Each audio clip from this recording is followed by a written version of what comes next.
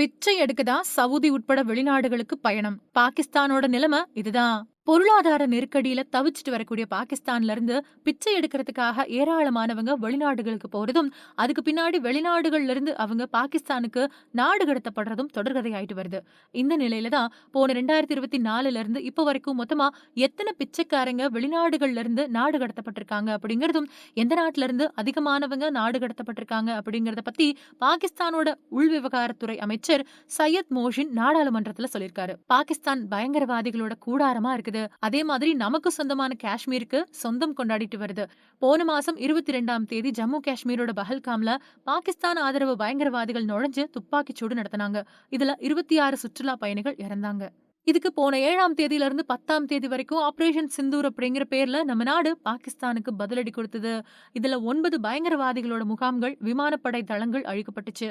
நம்மள தாக்க முயற்சி பண்ண பாகிஸ்தானோட முயற்சிகள் முறியடிக்கப்பட்டுச்சு. அதுக்கு பின்னாடி பாகிஸ்தான் கெஞ்சின நிலையில போர் நிறுத்தத்துக்கு நம்ம நாடு சம்மதம் தெரிவிச்சது. இதுக்கிடையில தான் பாகிஸ்தான் பொருளாதார நெருக்கடியில சிக்கி தவிச்சிட்டு வருது.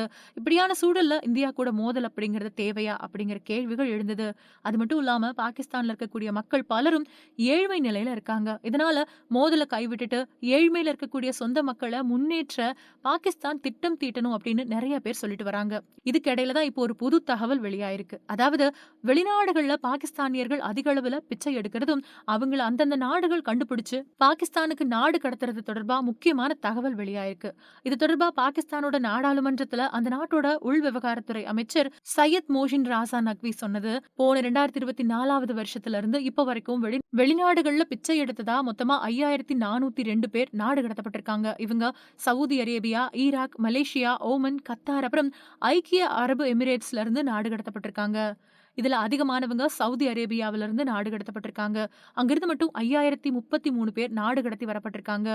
போன 2024வது வருஷம் மட்டும் சவுதி அரேபியால இருந்து 4850 பேர் நாடு கடத்தப்பட்டாங்க. பாகிஸ்தானோட சிந்து மாகாணத்துல இருந்து அதிகமானவங்க நாடு கடத்தப்பட்டிருக்காங்க. சவுதி அரேபியாவில இருந்து சிந்து மாகாணத்தைச் சேர்ந்த 2428 பேர் நாடு கடத்தி வரப்பட்டிருக்காங்க.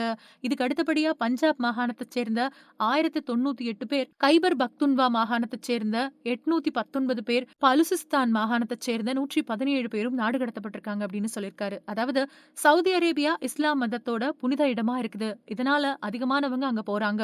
இவங்கெல்லாம் இஸ்லாம் மதத்தோட புனித இடமா இருக்கக்கூடிய மெக்கா அப்புறம் மதீனா மாதிரியான நகரங்கள்ல ஹஜ் அப்புறம் உம்ராவுக்கு போறவங்க கிட்ட யாசகம் கேக்குறாங்க. பாகிஸ்தானியர்கள் உட்பட யாருமே பிச்சை எடுக்கிறத சவுதி அரேபியா விரும்புறதில்ல.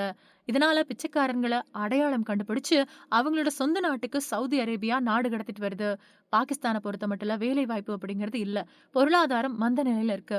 மக்கள் கையில பணம் இல்ல. பணவீக்கம் அதிகரிச்சுட்டு வருது. பல்வேறு தரப்பு மக்கள் உணவுக்கே சிரமப்பட்டு வராங்க. இதனால அவங்க Saudi Arabia, Iraq, Malaysia, Oman, Qatar, ஐக்கிய அரபு எமிரேட்ஸ் மாதிரியான நாடுகளுக்கு போய் பிச்சை எடுக்கிறாங்க.